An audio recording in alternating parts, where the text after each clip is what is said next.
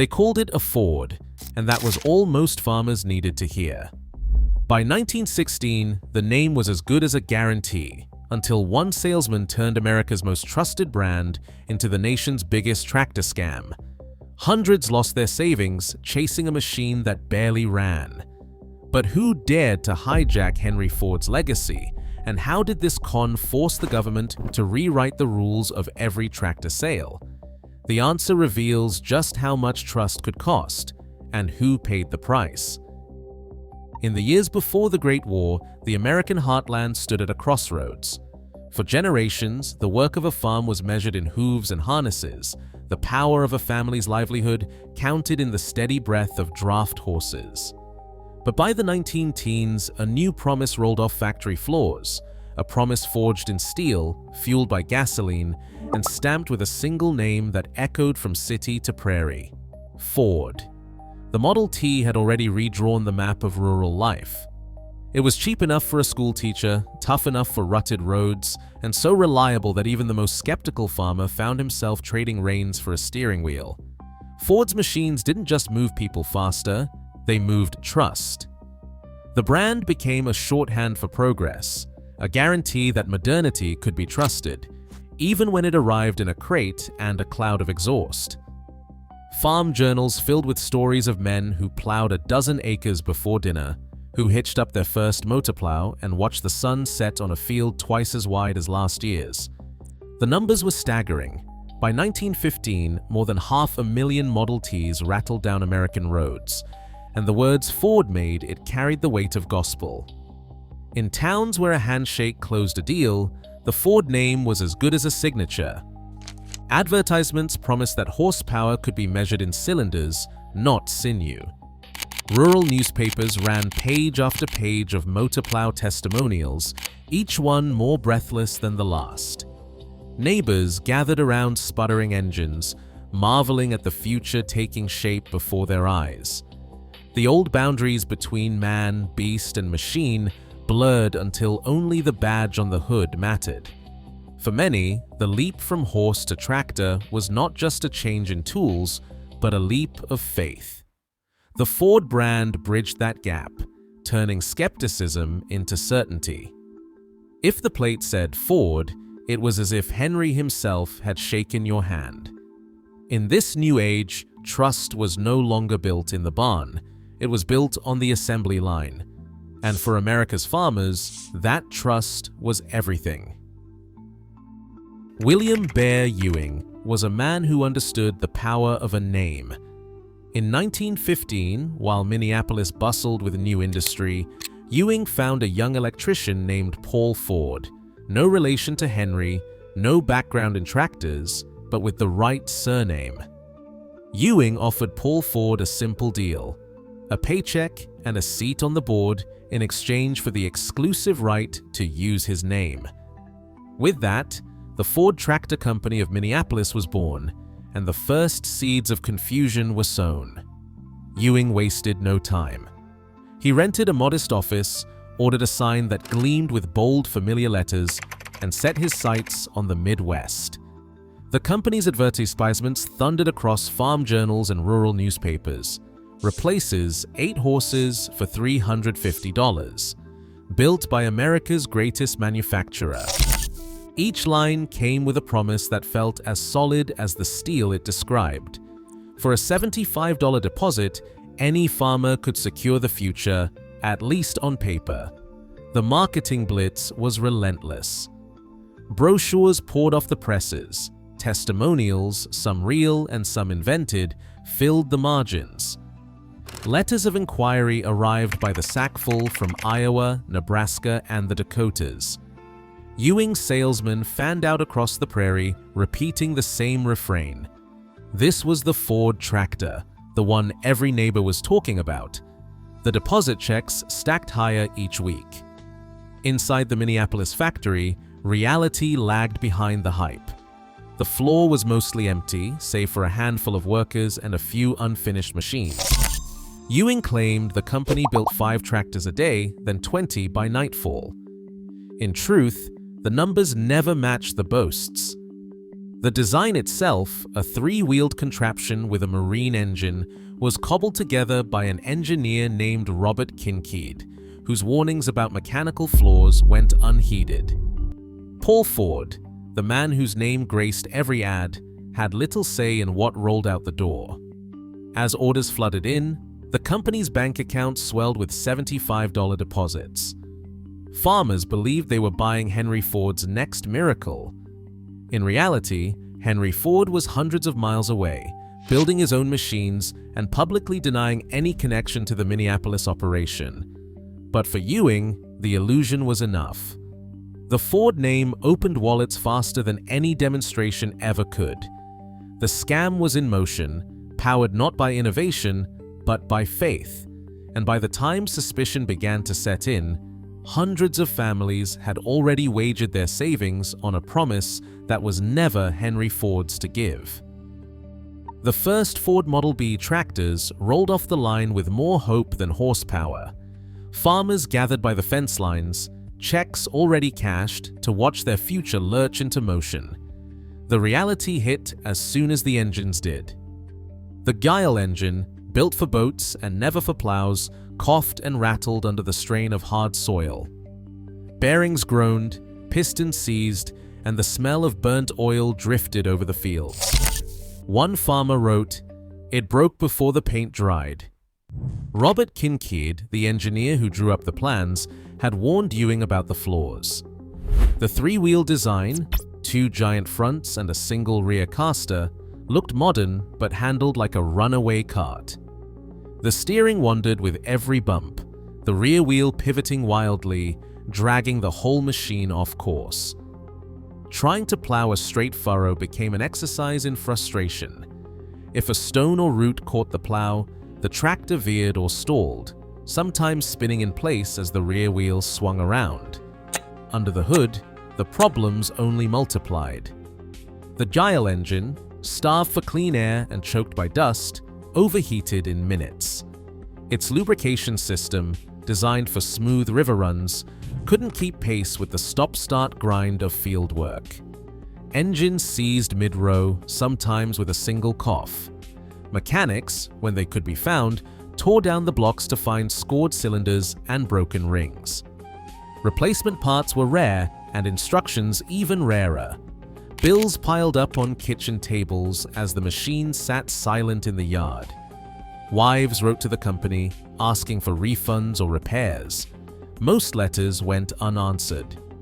Ewing's ads still claimed 20 tractors a day, but in the barns and fields, the only thing multiplying was disappointment. One buyer's letter, scrawled in pencil, captured the feeling. "You sold me a Ford. What I got doesn't work." Trust, once as solid as the steel badge, began to crack. The Ford Model B wasn't just failing to replace 8 horses, it couldn't even replace one. The promise of progress had turned into a chorus of grinding gears, empty pockets, and angry voices rising from the heartland. By 1917, the truth could no longer be hidden behind glossy ads and stamped steel. The Ford Tractor Company's ledgers, once swollen with deposits, now told a story of emptiness. Factory records list fewer than 100 Model B tractors ever built.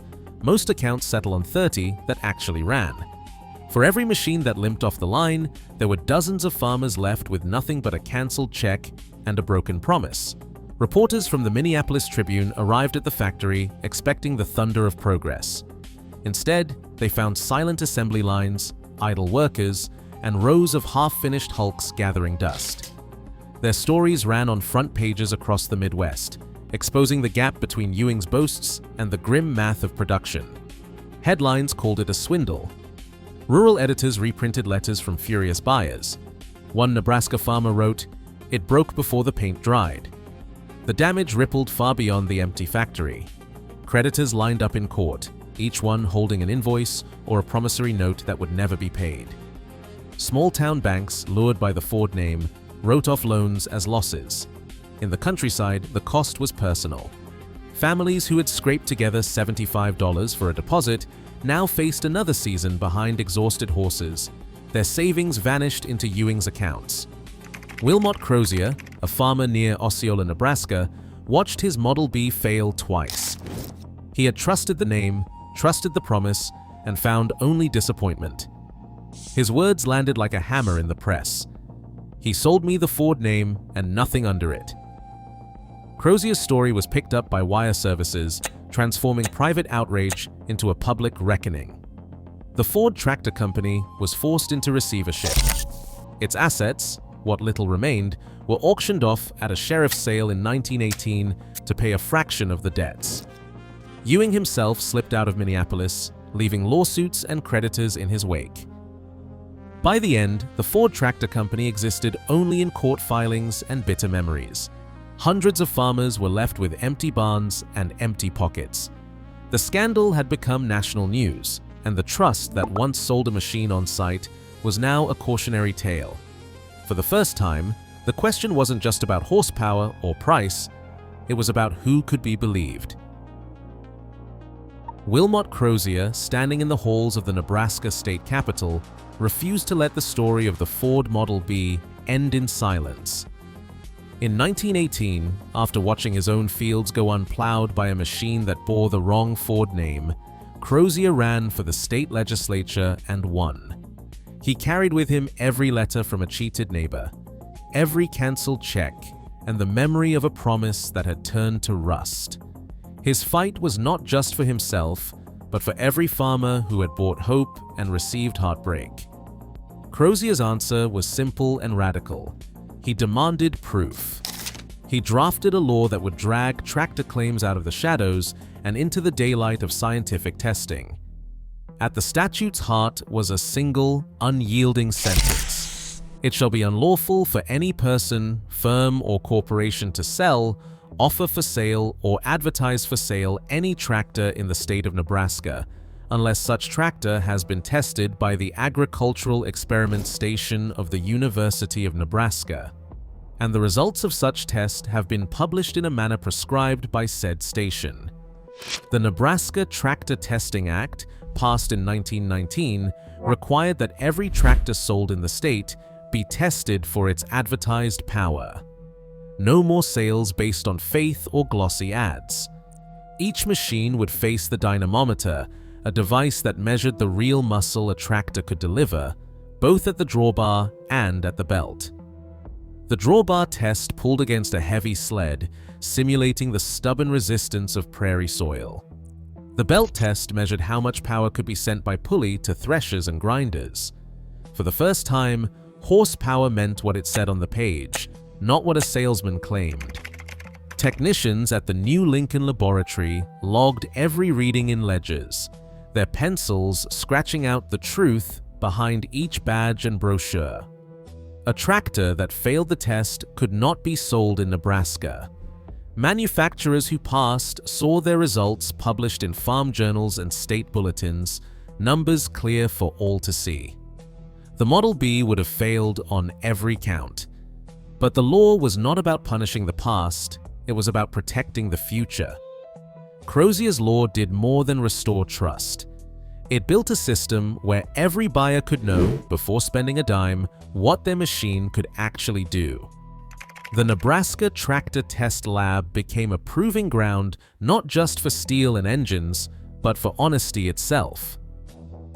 When the dust settled on the Ford Model B debacle, the question of trust hung over the fields like a stubborn fog. But Henry Ford, the name that had once been borrowed and twisted, answered the challenge himself. In late 1917, his own machine, the Fordson, rolled onto American soil. This was no imitation. The Fordson tractor delivered on every claim that the Minneapolis imposter could not. It replaced horses, plowed straight, and started every morning without complaint. Nebraska's new law demanded proof, not promises, and the Fordson was among the first to face the test. At the Lincoln Laboratory, technicians logged every pull and every gallon, the numbers matching what Ford's brochures had promised. Drawbar and belt horsepower, fuel economy, each figure was measured, recorded, and published for all to see.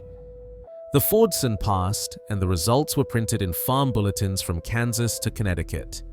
For the first time, a farmer could open a state report and know exactly what a machine could do before spending a dime. The Nebraska Tractor Test Laboratory became the quiet guardian of that promise. From 1919 onward, every tractor sold in the United States would face the same scrutiny. The laboratory's ledgers grew thick with test results: John Deere, International Harvester, Case, all measured by the same yardstick. A machine that failed the test was barred from sale. Those that passed earned a place on the farm and on the public record. Today, the lab still sits on the edge of the University of Nebraska campus, its dynos humming with new models from around the world. Every major tractor sold in America is tested there, the numbers published for buyers and engineers alike. The legacy of the scam lingers in museum halls and county fairs. A handful of Ford Model Bs, battered and silent, stand beside gleaming Fordsons and modern giants. Restorers coax life from rusted engines, careful hands preserving the scars of old mistakes. Each machine tells a story, not just of failure, but of the hard-won right to know the truth. William Ewing sold a lie, Wilmot Crozier built a law, and between them lies the price of trust, a lesson that endures every time a tractor is put to the test, and every time a farmer reads the numbers before turning the key. Today, every tractor sold in America must prove its worth before it ever reaches a field, a standard born from a single scam. As technology evolves and brands still trade on trust, the law's lesson holds. Names promise nothing without proof. In every engine tested, the real safeguard is not a nameplate, but the demand for truth, still written into law and still waiting to be enforced.